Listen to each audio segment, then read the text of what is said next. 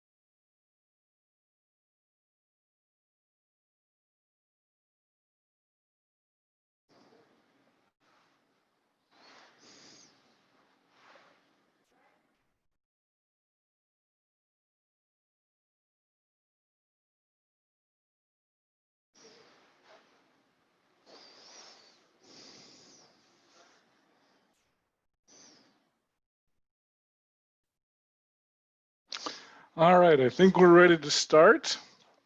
I'd like to thank everyone for attending the 2020 Digital Sunstone Symposium Session 221, titled The Sexual What If Syndrome, Grieving Our Sexual Development. The audio from this session will be available for purchase at sunstone.org after the symposium. The video recording of this session will be available in the Whova app for the remainder of 2020. We will have a Q&A at the end. So go ahead and type your questions into the Whova app. We've already got a few in there. That's great. And we will get to those. At Sunstone, we are making it a goal to build a community that allows many ways for people to express their faith. Our tagline is, "There is more than one way to Mormon." We invite you to help us build a community where all paths are given space to be better understood. Please support us in our mission by making a donation and subscribing at sunstone.org. About this presentation, many people who transition from orthodox Mormonism to either post or nuanced positions often revisit their sexual development journey as a youth and young adult. They often feel like many decisions were co-opted by the standards of the church and are dealing with grief, anger, feelings of betrayal, and the what-if syndrome. These what-ifs can be a normal part of the grief cycle, and yet can also interfere with moving forward in sexually healthy ways. The session will address some common what-ifs that people deal with, as well as some strategies to move into healthier paradigms. I'll take a second to introduce to you our speakers before we begin. Natasha Helfer-Parker is the owner of Symmetry Solutions, a licensed clinical marriage and family therapist and a certified sex therapist. Natasha has been in practice for over 20 years and specializes in mental health therapy, sex therapy, and sexuality concerns, family couples services, and faith transitions within spiritual journeys. So apparently Lisa Butterworth is not feeling well, so she will not be in here. Jennifer White is a licensed clinical social worker who specializes in helping people with depression, anxiety, sexuality concerns, trauma, and faith transitions/journeys. Jennifer works for Symmetry Solutions and has taught sexual education courses at Utah Valley University. Sarah Hughes Zabawa is a licensed clinical social worker, certified Daring Way facilitator, and wellness coach working with Symmetry Solutions to offer in-person and online therapy and wellness coaching. Sarah often works with individuals, couples, and families who are impacted by a shift in their spiritual beliefs and who are seeking support in entering this new awakening with better balance, healthier boundaries, and improved trust in themselves moving forward in a meaningful way. Jenny Eldridge is a licensed marriage and family therapist who specializes in couples counseling, faith transitions, mixed faith relationships, life transitions, and parenting issues. She offers both therapy and coaching services in office and online for couples, adults, older children, and teenagers at Symmetry Solutions. So I'll now give the floor to our presenters, and I'm going to stop sharing so that Natasha can figure out, let's see how to do this. Oh, here we go. And I'll let Natasha take it over. Okay, thank you very much. I'm going to figure out how to share my screen now. Hopefully. Yes, is that all of us? While we're looking so cool, I'm sorry, but I'm going to take a picture. I think the screen looks awesome. All right, welcome to the Sexual What If Syndrome, Grieving Our Sexual Development. We are sorry that Lisa can't join us today, but we're excited to have Sarah and Jenny and Jennifer, all of whom are work for Symmetry Solutions with me and are also all in the process of training towards their own sex therapy certification. So I'm really excited to have them all join me today. And we thought we would start with, when we're thinking about how to get through something, people like kind of ideas of what's the path forward, right? So just a quick, just a quick idea of how we've formatted this, this discussion is we're going to start with kind of validating of the problem, why we might be feeling these ways. And then we're going to maybe move into some reframes. How do we look at the problem possibly in different ways so that we can have a more positive approach or a hopeful approach moving forward, since there's not a lot we can do to change the past. And then we're going to move towards specific suggestions and strategies at the end. So that's kind of how we've thought through this presentation. So we're going to start with, if you could wave a magic wand and consider the idea that we would have had a story where sex positive sexual development was something that was honored and prioritized and thought of and intentional from the many different places where we get our sexual education, parents and church and culture and even government, school systems, etc. These are a lot of the things that would have been included. We would have had basically an allowance for acceptance of our bodies and its functions. Bodies would have been treated fairly kind of like non-threatening entities. And that means all of our bodies. So that instead of, head, shoulders, knees, and toes, maybe we could have not skipped that whole middle area. We could have been like head, shoulders, penis, vagina, vulva, knees and toes, and it wouldn't have been a big deal. Like talking about those body parts could have been as simple as talking about our elbows and our toes and things like that. So that would have been nice if we would have had a background where it would have allowed for acceptance of self-body exploration, which is something that we're doing really from the womb. So when we self-touch or masturbate or have a relationship with our own body, that wouldn't have been shamed. And it's been about 50 years now that the American Pediatric Association has come out with their position that masturbation is normative childhood development behavior. So it'd be nice if that would have been how we were treated. It would have been nice if sexual function as a whole would have been normalized and relational exploration, so that we don't have this divide between, being kind of treated as asexual beings when you're not partnered in a marriage to turn the light on and now we're going to be super sexual once, this one ceremony on this one day happens.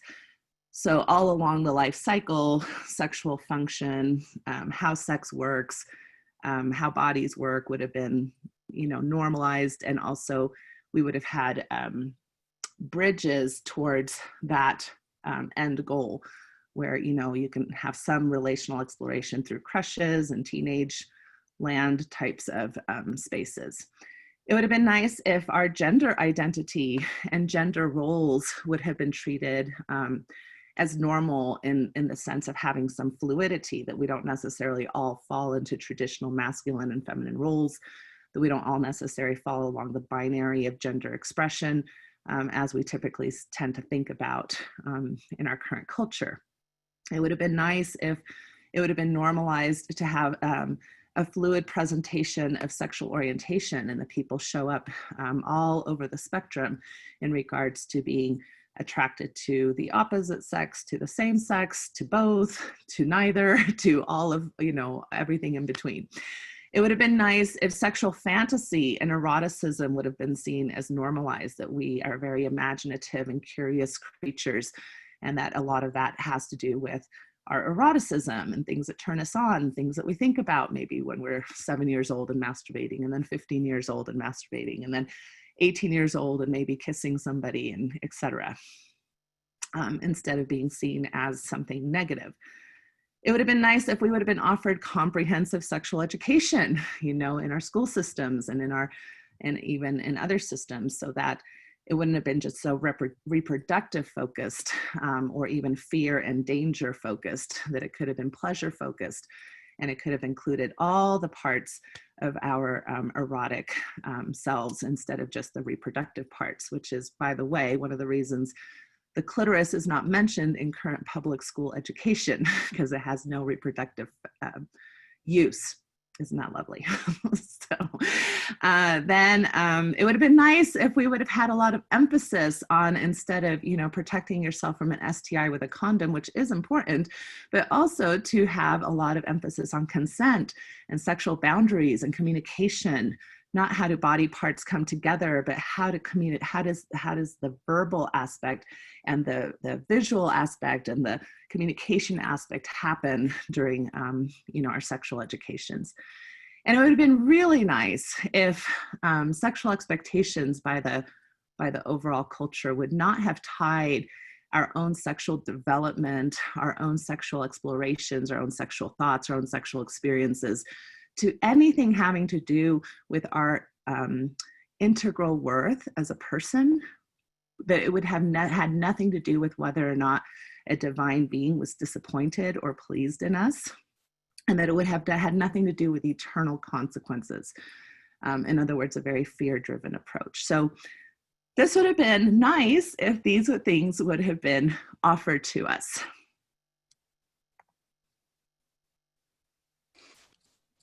Some of the most common things are like the what ifs, right? As individuals are having a faith awakening or transitioning and kind of claiming their own sexual health and wellness as separate from a church institution, it's really normal to have the shoulda, woulda, couldas and the what ifs.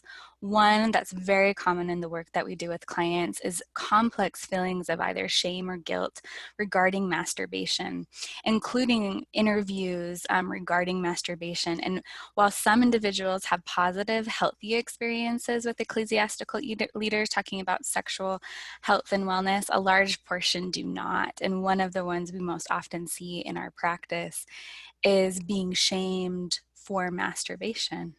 And not having the permission to self-explore. And like Natasha said, the American Psychological Association has come forward, as well as the American Pediatric Association, regarding how masturbation is a developmentally normal feature. We actually have images of children self-stimulating in utero.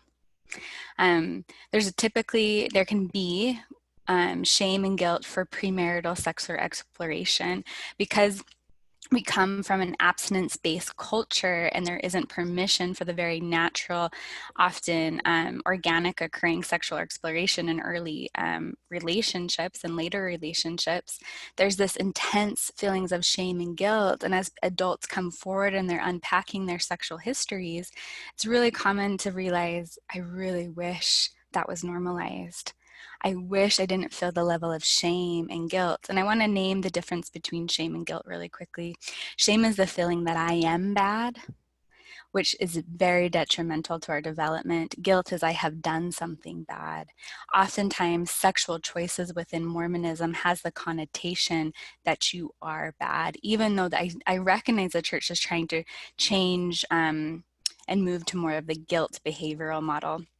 It's very common to have regrets of negative impacts of worthiness interviews. both regarding pornography usage, sexual exploration. Even we have clients that come forward with real challenges of having bishop interviews regarding their sexual relationships within their marriage. Right? So unpacking that is really a healthy and normal part of the process that we often do as clinicians. Having missed out on sexual opportunities, we had a beautiful question yesterday in our mixed faith marriage panel about now that I'm understanding my sexual health and wellness, and I was married as a virgin, I'm really kind of grieving that I didn't have more sexual exploration earlier or possibly with other partners. We're typically within Mormon culture, because we don't do sexual health or wellness or language regarding sex well, we can feel ill-equipped for our sexual relationships. So for many people, they wait or they have multiple different types of sexual experiences. They come together with their marital partner, and they have no education, language, or skills to know how to embark on this new sexual journey with health, communication, consent, or pleasure. And like Natasha said, feeling long-term ramifications of sex negative education. So even when someone is in a sexual relationship that they feel they have the spiritual permission to explore, having long-term messages of, I shouldn't enjoy this, I don't know how to enjoy this, and feeling low libido, low erotic templates, not even knowing how to safely explore eroticism or what deeply arouses another person because of the sexual shame and the purity culture in which Mormonism surrounds itself with. Another common issue that I think we really need to name and is near and dear to my heart in the work that I do with clients is mixed orientation marriages. We often think of that as an individual who identifies as gay or lesbian married to someone who is straight, but because there has been a lack of sexual education and sexual exploration, it is not uncommon for our Mormon brothers and sisters and family to recognize their sexual orientation and or gender identity is different than they had imagined when they first entered their relationship. So often I work with women who are understanding that they identify now as bisexual, that their sexual orientation is more fluid than they originally thought prior to going into their marital relationship. And that can bring up deep feelings of grief, conflict, and also some real tender questions around identity exploration. Often questions and doubts about possible non-consensual experiences. We can go back in our sexual history and ask ourselves, was that wanted? Was that consensual? With additional education, more questions can come forward, and it can be really important to have a safe space to explore those questions and our sexual questions regarding our sexual health. And it is not uncommon for there to be anger over the influence of polygamy implications within the LDS culture, as many couples are recognizing that polygamy is still a part of our lexicon and is still a part of our doctrinal practices, especially within the temple.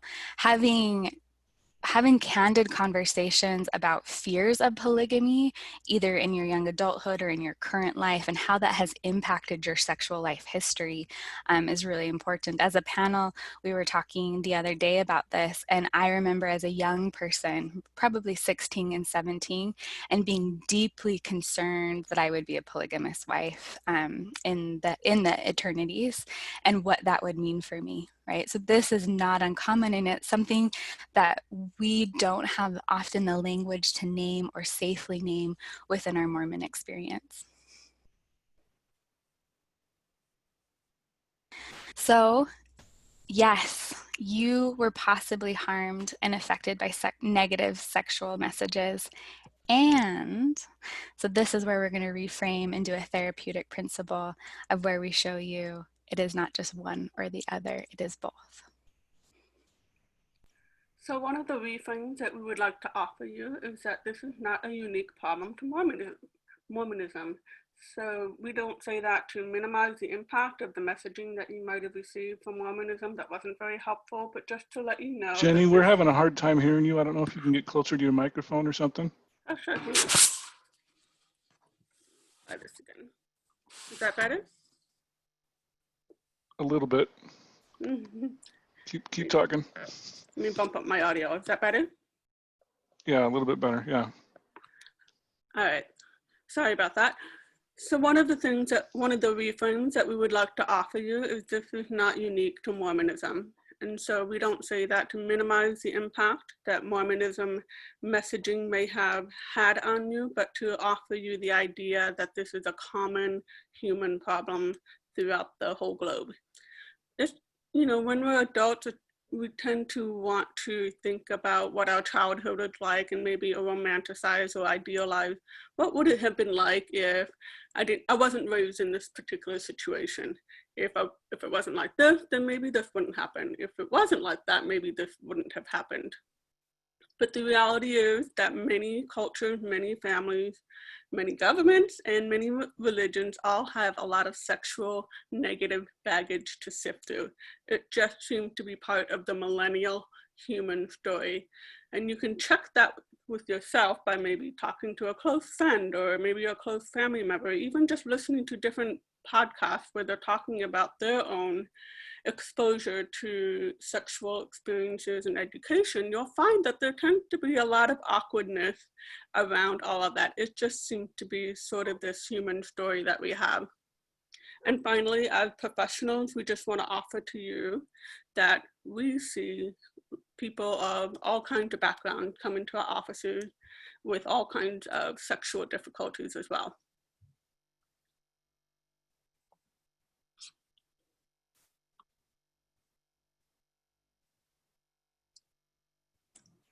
Forgot to unmute myself.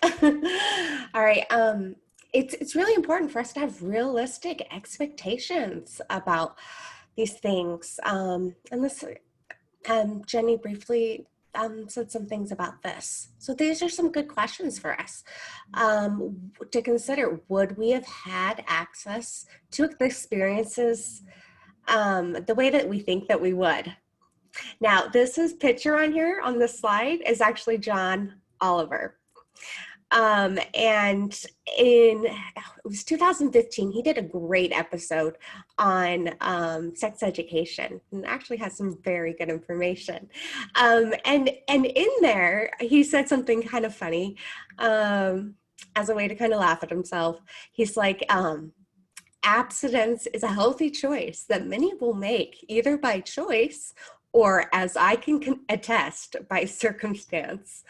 So yeah, like we may not have had all, we certainly probably didn't have the knowledge or the education to have these great experiences in the past. And yeah, at least as a teenager, I had acne. Also, would the experiences we missed out on necessarily been positive? Again, we can't glamorize that. Maybe, and maybe not. Yeah, not for sure. And do we make room for the developmental stages that we were at? As a teenager, we wouldn't show up as our 40-year-old self with all our knowledge and experience to those same experiences. Also, think about like the sex education that we receive. It's not the best in America. Only 22 states mandate that we have sex education, and only 13 states require that the information be medically accurate. Okay. Very concerned about that. Yeah, and so that's going to have an effect for all on us. And also, was our overall environment sex positive? This is something I like to definitely explore a lot in therapy and kind of look at the positive and negative messages we are giving and finding reframes for those the negative messages.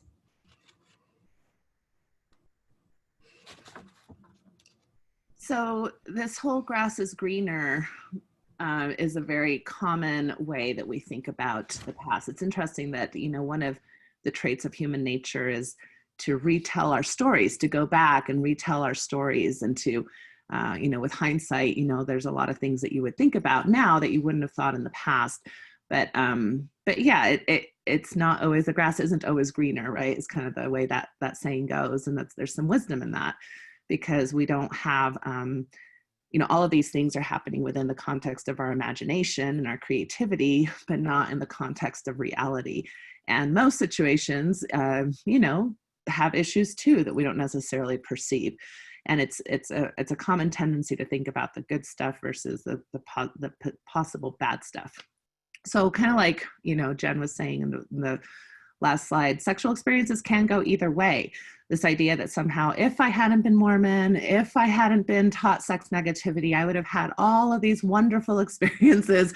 I would have just, had the time of my life, and, maybe, but, I talk to a lot of non-Mormon clients who have a lot of negative kind of baggage about their college years, where maybe they had, 5 to 10 different partners, and whether or not they felt that those relationships were things that they felt pressured into or that they really enjoyed, and didn't really know how to advocate for themselves and their sexual pleasure. And it's a mess too, right? So everything's messy, I guess is what I want to say. Like things are not just usually good or bad. Things are usually, have a little bit of both.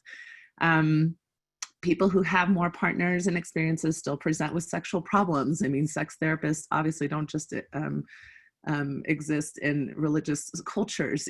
There's sex therapy is a very growing profession right now, and we're seeing people from all walks of life, all different backgrounds, all different kinds of sexual experiences, both, similar to us, where maybe there wasn't a lot of sexual exploration, and people who have had significant sexual exploration and still come in with lots of issues. The other thing that I'll say is a common one that I hear a lot of times is, if we would have been able to have sex with each other before we got married, we would have figured out whether or not we were sexually compatible. And in some cases that can be true. There are, sexual compatibilities that are so starkly different that maybe that would have been a helpful thing to be thinking about.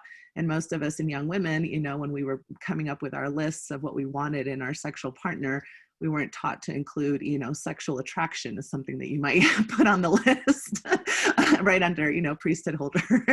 So sometimes we didn't prioritize sexual chemistry and sexual feelings. And I've heard a lot of people talk to me too about, I actually avoided partnering with the person I had a lot of sexual chemistry with because I didn't want to sin with them.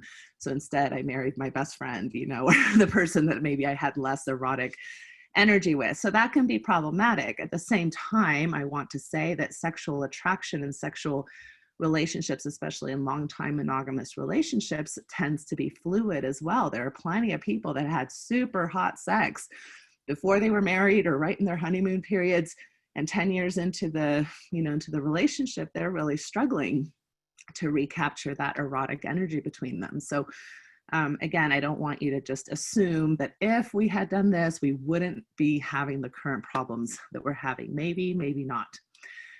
And I think it's also important to notice the good stuff. Maybe not everything that we grew up with was negative. Maybe there were protective factors in some of the principles we grew up with. I know I've talked to a lot of people who feel like the law of chastity was a protective kind of barrier that helped them, not worry about unwanted pregnancy, not worry about STIs, that felt very good about being able to explore their sexuality with one partner that they felt this lifetime commitment towards. So a lot of people really enjoy those ideas and feel like that benefited them. And there's a lot of sex positive things that you can find in Mormon culture and Mormon doctrine. And in fact, we've done a podcast on Mormon sex positive approaches. So those are things that you can look up. But I know that Jennifer Finlayson Fife, who did a dissertation on Mormon women, it was, she did a study, it was oral. So it was like, kind of just an interview type study. And it was a small sample. I think it was about 25 people. But what was really interesting and what she found out is that for those for which the law of chastity was something positive, these women would report that they felt empowered, that they felt like the law of chastity was something that gave them access to decision making. I don't have to give in to peer pressure. I don't have to do something I don't want to do. I can make those decisions for myself in a timeline that I'm comfortable with. So again, let's give credit where credit is due to our upbringings as well. So given all of this, like I said, we're validating the problem. We offered you some reframes. What can you do about it? So we're going to move into some of our possible solutions, which of course, none of this is comprehensive, right?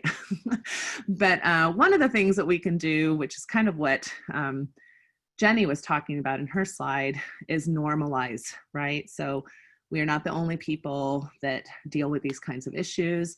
Give yourself some grace. It's normal to have these feelings and frustrations. It's normal to have the what if and the grass is greener type of narratives. Notice them, allow for the grief cycle concepts, like the anger and the sadness, and, moving towards that kind of sense of acceptance of where we come from and where we want to go from here. Hopefully you can use those feelings as information. What are they informing you about? What are you angry and sad about? Because when you really dig deep into those questions, it gives you information as to, okay, given what I can control now, what types of energies and what types of movement and direction do I want to go into? So put your story into perspective in regards to the larger human story. The larger human story actually is quite drastically tragic when it comes to sexuality. It still is in many parts of the world where people are literally killed. And due to honor issues, even with sexual assault issues in many countries, it can be seen as a reason to have lost your honor, even if it wasn't your choice. I mean, we have some pretty horrific history in regards to controlling people's sexuality, which has been done through religion and government and family. And it's just been a really tragic story. So if anybody's ever interested in studying sexual history, it's not that great. It's pretty dire. So we do want to celebrate also the many ways that we have advanced as a society, the many freedoms that we in our particular situation do enjoy, and the fact that you have a lot of freedom going forward in things that you may want to consider differently. Another solution that we would like to offer you is to give yourself permission for a few different things. One of them is education. So if you notice that you are feeling like, I feel like I'm not quite fully educated on everything I should be. Some things I'm hearing with my friends or with family members, I feel like I'm not quite well versed there. We would love to give you some educational opportunities. I'm going to point you to natashaparker.org, where you can look at several of she has recommendations and resources that you can look into. So we would love for you to look into podcasts, workshops, any retreats or seminars that are available in your area or online. Secondly, we would love for you to give you permission to unpack your sexual shame. And what we mean by that, Sarah touched on shame earlier. And just to kind of remind you again, that shame means that I feel bad, not necessarily I feel bad, but I am bad. I'm a bad person. And a lot of us carry sexual shame that we may or may not be super aware of. And you can tell if you have some, that if, like, let's say we're going through this webinar together and you're noticing that you have some anxiety or fear, or maybe even judgment, or maybe even anger around some of the things that are being shared with you, that's going to give you an indication that you have something there that you need to unpack. A lot of us have sexual shame around our bodies and our genitalia. Sometimes we're not very comfortable with our bodies or genitalia. We may wish that they were a different shape or a different size. Some of us have sexual shame around maybe sexual acts or positions, like kind of like, this is bad, this is good, we can't do that, we should do this. And so you might want to look into that too, and you can do that through your education.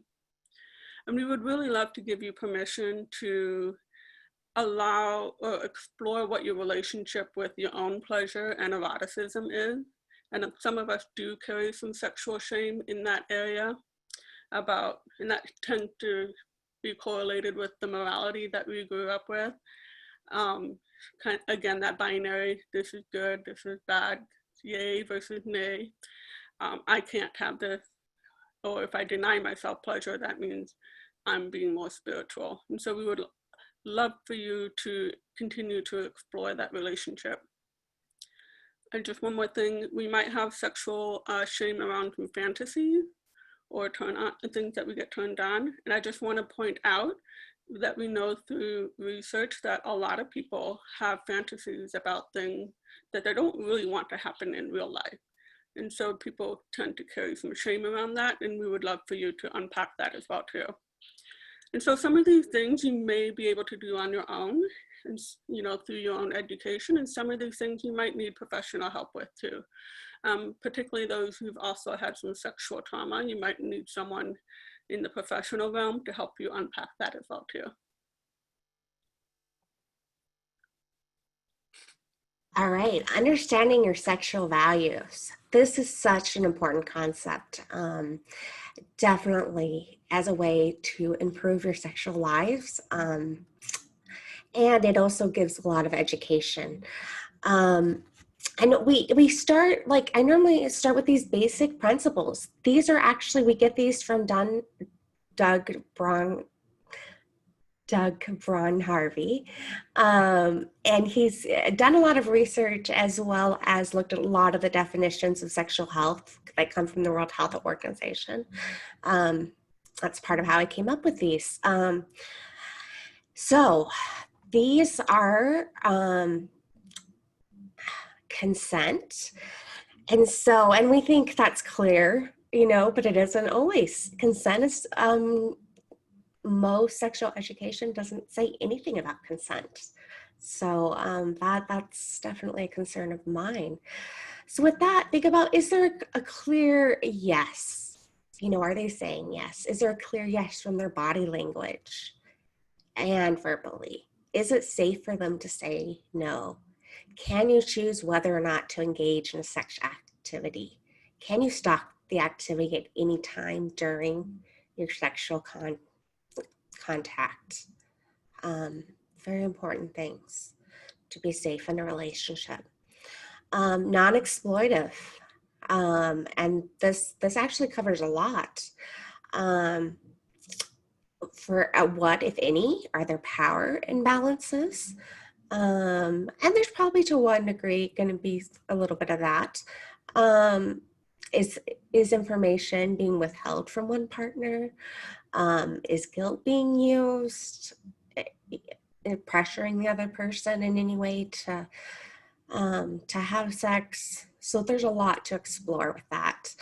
The next one's protection from HIV, STIs, and unwanted pregnancy. So having the safe talk beforehand, the safe sex talk definitely is important, and an ongoing one. Honesty. So how transparent are you with your partner?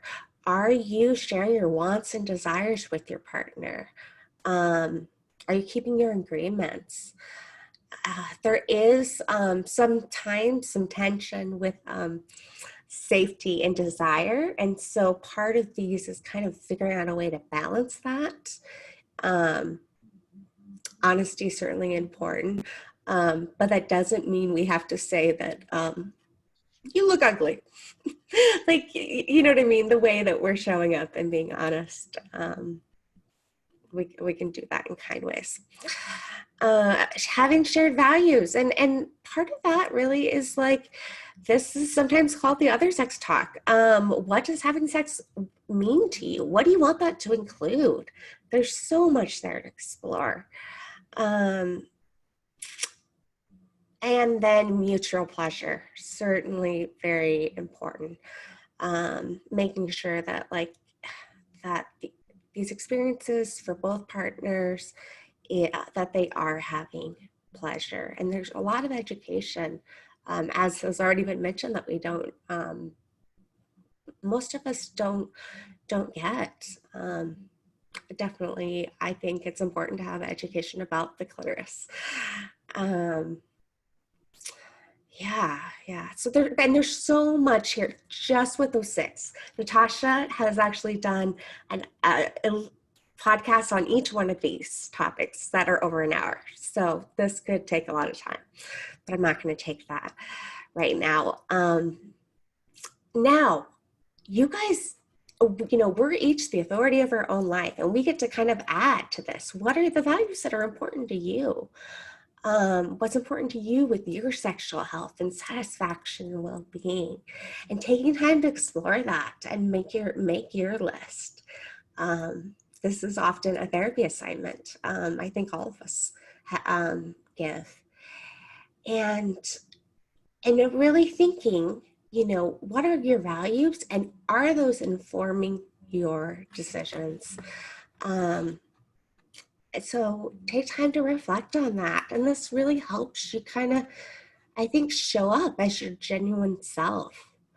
And I'm going to add, give yourself to show up imperfectly. And we can always grow and change, but we have permission to be imperfect. Another thought is to reconstruct where needed. So going along with what Jen just talked about, values, a lot of times we grew up with the idea that values are to-do lists or to not to-do lists, right? So this is okay, this is not okay. As I started my Mormon therapist blog over a decade ago now, the questions I would get were oftentimes, is it okay to have oral sex? Is it okay to watch pornography with my spouse if they're okay with it? Is it okay? And so we come from this culture where we have conflated, I think, values with behaviors.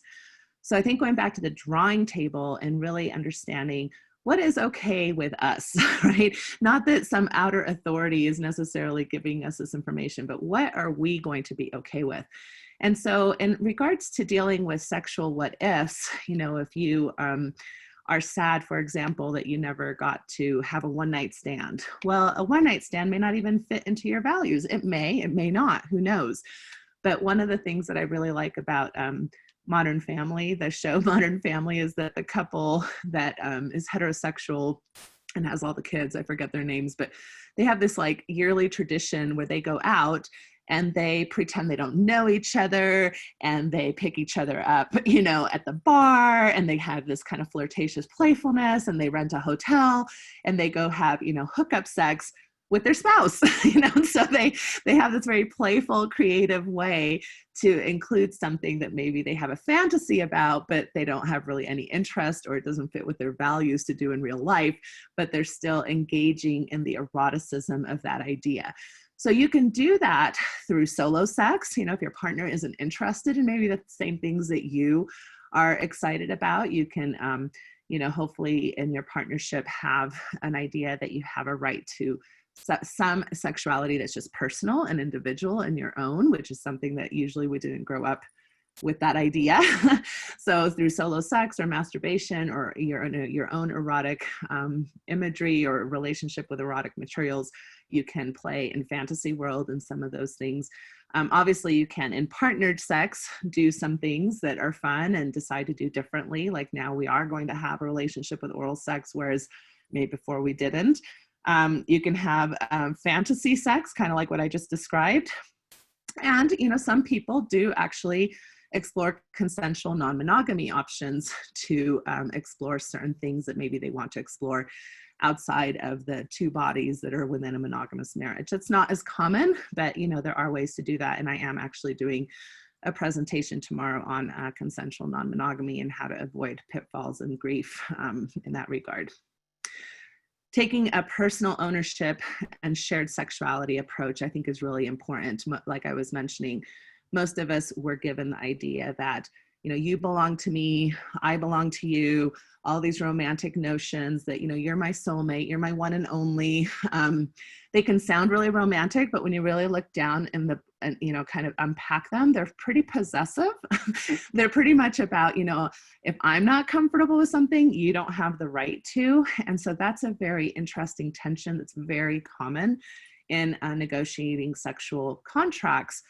within a partnership, because there's me, you know, what I'm interested in, what my comfort levels are, what my erotic template is, what my orientation is, etc. And then there's all of that for you as well. And where do we find the spaces where we come together well, and what do we do with the spaces where we don't? And so that's pretty much what a lot of sex therapy is about, is helping couples negotiate those divides. So hopefully you can, you know, make those decisions from this perspective that I don't own you sexually. I am my own sexual agent, but I do want to share myself sexually with you. How do we do that in a way that's healthy and honors both of our comfort levels at some level, you know, at some point? I always say good negotiations means that that each of you are uncomfortable with something, right? So, and then make decisions about your sexual success from a self-partner authority space. We have so many outer authorities that try to tell us what successful sex is going to look like, whether it's the media. The media has a lot of ideas, right, about how successful sex is going to look like you're both going to orgasm at the same time, and you're both going to be fit and young and white and have zero body hair, right? Well, most of us don't fit any of those, you know, parameters. And so how are you going to decide what successful sex and sexual experience and sexual expression is going to look like given your situation? Hey, Natasha, let me just jump in here. I know you said you wanted about 15 minutes left for questions, and we're right at 15. So I know I'll let you decide what you want to do here. Thank you. We're just about finished. Okay. Wonderful. So let's be part of the solution. One of the things is, while we're wrestling with a potential sexual shame or our sexual lives, we can also be the difference moving forward. So consider being a sex positive parent or family member. I think oftentimes we think about our own sexual lives, but we all have individuals we can influence and support, if that's nieces, nephews, brothers, sisters, children. And if you don't know how to be a sex positive family member, reach out. Let's get you some resources. Education is helpful for all of us. Also, there's something so incredibly powerful about repair work. I call it the circle back. All of us have made mistakes. I'm a young parent. I have parents. We've all made mistakes. And if we can simply circle back and say, hey, I didn't know that. I realize this now. I'm really sorry. Is there anything specifically I could apologize for or do better moving forward? I can tell you how many sessions that I've done with our LGBTQ loved ones and their parents, with allowing them to do some circle back work. I mean, we didn't even talk about how hard it is to parent sex positive parents, let alone sex positive children that we don't even understand their gender identity with, right? There's so much permission we can do in repair work. If comfortable in the role, be an advocate in your community and where you can be an influence. Raise your hand. Say, you know, think about your sphere of influence. When we think of advocacy, we think about, you know, big marches or storming the school board. Think about where your sphere of influence is. It might be at your dinner table. It might be at your family reunion. You can make a difference exactly where you are and in alignment with your values. Also, this is a social worker in me, make sex positive informed decisions regarding your voting and supporting certain policies and movement. We will not become a sex positive country or a sex positive community or Mormon culture without our advocacy and using our rights and our privilege in voting, both at the local and national level.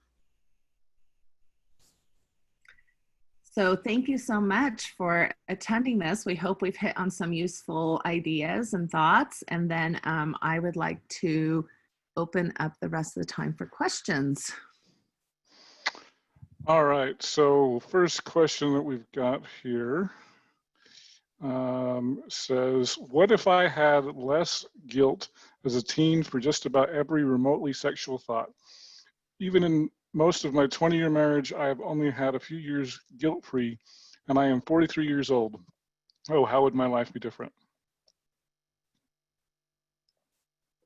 Yeah, so I think question is basically a contemplative question, what kind of goes right into the what if syndrome, right? Is how would my life have looked different?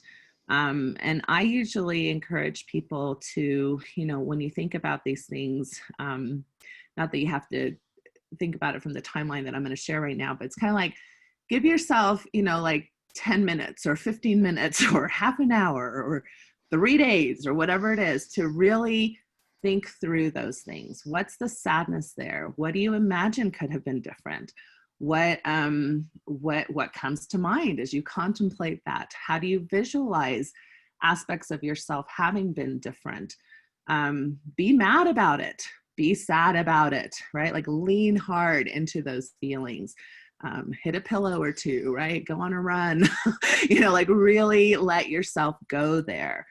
And then kind of like mindfully put a pause, almost like a timer going off, or, take a shower or do something ritualistic that says, for this moment, I'm going to let that be. And now I'm going to look at where do I go from here, so that you don't get stuck or paralyzed by those thoughts. And then maybe take some of our suggestions from today. And you may have to do that over and over again. I'm not saying you do that just once, like, oh, there's this 10-minute period and then it's over forever. You may have to do that on a weekly basis for a while or a monthly basis, but do that mindfully so that you don't just get stuck in this ongoing repetitive what if cycle that psychologically can be quite harmful. So we want to use that to inform us and to get over it, but not to get stuck. Okay, next question. How do I deal with my anger at the church as a gay man that didn't get around to accepting myself and understanding that the church's description of me was incorrect until I was almost 60 years old? I feel that I was robbed of a life partner and possible family until later in life because of my distorted view of my sexuality and worth. Sarah, do you want to take this one? I'd love to. Rick, can you answer, will you reread the very first part of the question? I think it said, how do I get over is it the anger? I just want to be really clear. Yes. How to deal with my anger at the church as a gay man. I want to first validate that your anger is real. It is valid, and I'm a believer that anger brings forward wisdom. So if there could be a moment of reflection and ask, where is my anger coming from? Because typically anger is an example of boundary violations. And the person who asked this question just listed the examples of how not giving the permission and freedom and support to explore their sexual orientation and marry a man and build a family, that's a boundary violation at the soul core level. So your anger makes a lot of sense. If we're wanting to move past anger because the anger and the boundaries related to the church are not allowing you to be well, this is where we move into grief work.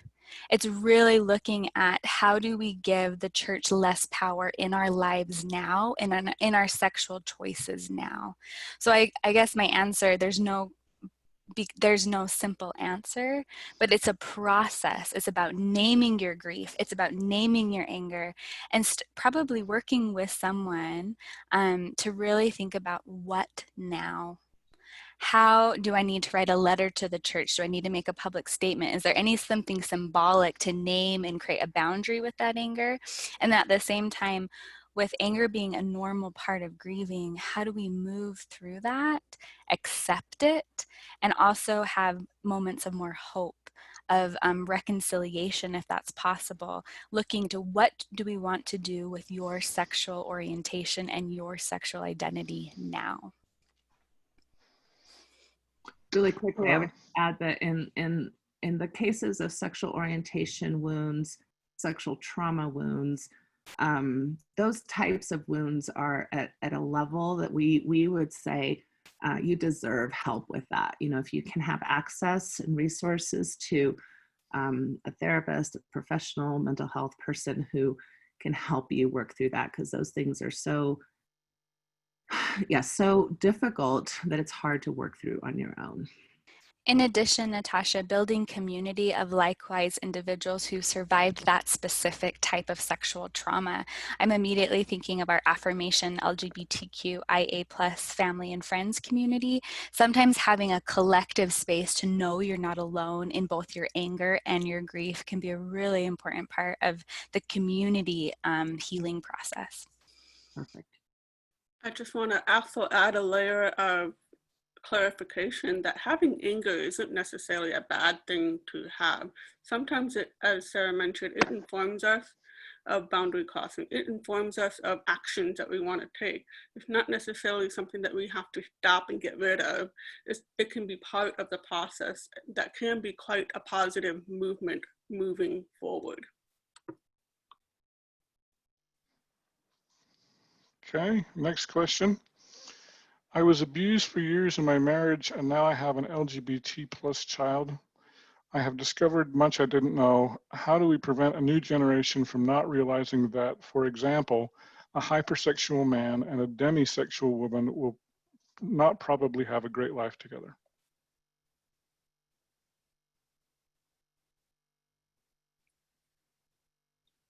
Jen, do you want to talk about this at all from the perspective of values or violence or anything along those lines? Or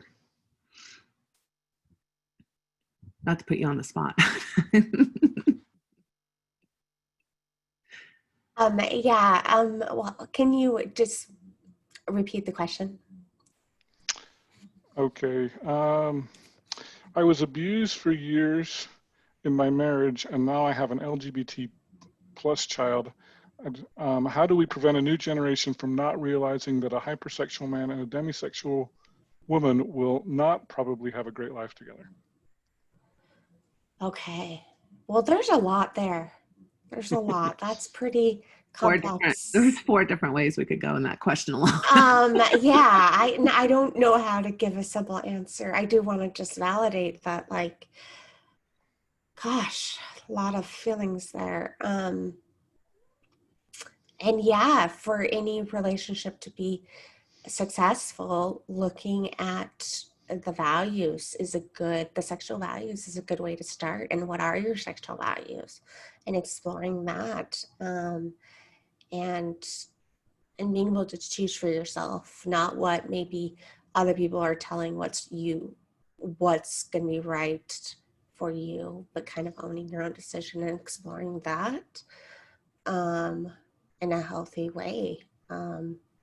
Definitely, I'm very passionate about LGBTQ plus issues where that just validating that there's nothing wrong with who you are. And that's part of you, and you don't have to enter into a straight marriage or anything like that. You can pick what's healthy for you.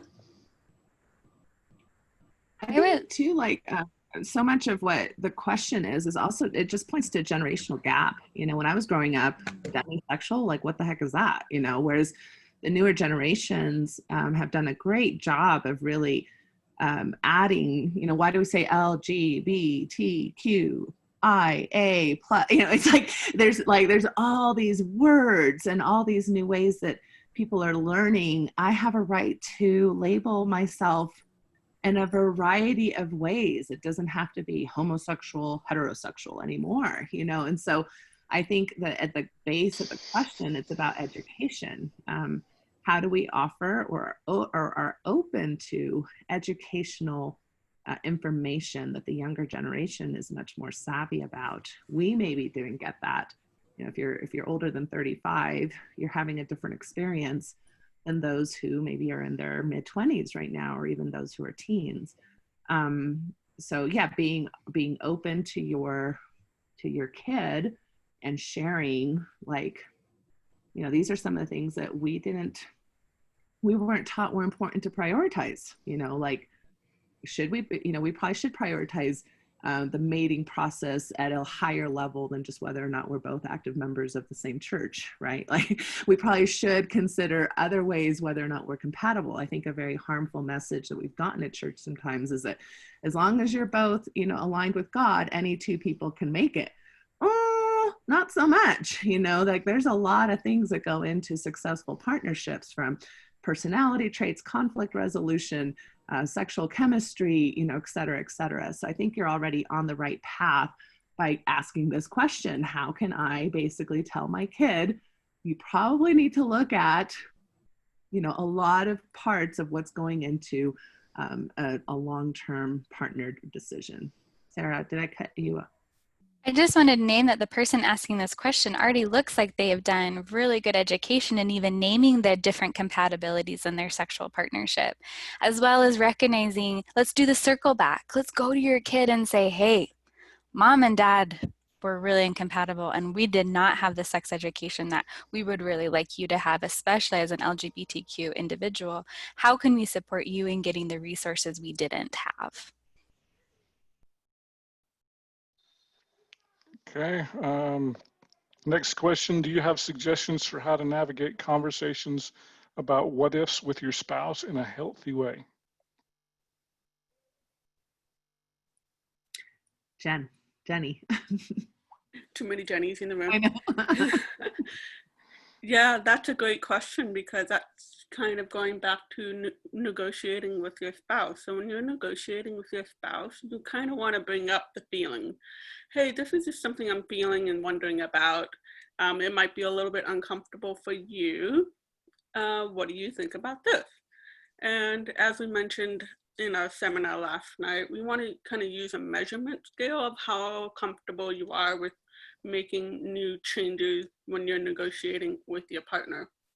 On a scale of 1 to 10, 10 being really uncomfortable, like, oh my gosh, I might have a panic attack if we kind of go down this realm, to 1 being, I'm pretty chill about that. Anything that's like kind of like a 3, 4, 5, you're slightly uncomfortable with it, we might encourage you to maybe try it out, experiment with it. You might be uncomfortable at first, but it might be one of those things that you get comfortable with over time. A lot of partnerships are like that. A lot of life is like that. It's just constant negotiation, especially when someone that you're in a relationship with. There's always going to be this degree of uncomfortableness, so we just kind of want to normalize that. You're reintroducing a lot of new things, and naturally you're going to be uncomfortable, and some things you might turn out to be a pleasant surprise. You never know. I didn't like pickles once, but now I do. And I would add to it the sandwich approach, right? So a lot of times when you're bringing up what ifs for the partner, it can feel like a threat. Like, does that mean I'm not enough for you? Does that mean that you regret being with me? Does that mean that, you know, you wish you hadn't married me, right? So it can feel like a threatening conversation. So how you start the conversation is really important. And so sandwich approach is like start with positive and end with positive and put the meat or the difficult part in between. So you start with like, you know, I love you, right? You know that like I'm so you know, excited about our marriage. I don't regret, whatever those things are that you can say, that there's, you know, I love our sex life. I love so many things about us. And don't use the but word. And I've been thinking, right? Or I've been struggling with, you know, kind of seeing, especially through this faith transition or whatever, about things that, you know, maybe I missed out on, or how I thought about things. And I'd like to be able to have a conversation with you about how we could at least have some chats about what this is like, and whether or not that means that there's anything we should change. And back to the, you know, the bread, you know, I really want to do this because I want to be closer to you, because I want us to thrive, because I want to be honest about what I'm thinking about. I want us to be more intimate, have more positive experiences. So you want to assuage the potential fear that your partner might be having as part of these conversations. All right, well, I know we're about a minute over. I'm gonna finish with one last question, and then I'm sorry I couldn't get to all of them. The last question, in the former Mormon community, there is some discussion about the Mormon community is a good place to raise kids.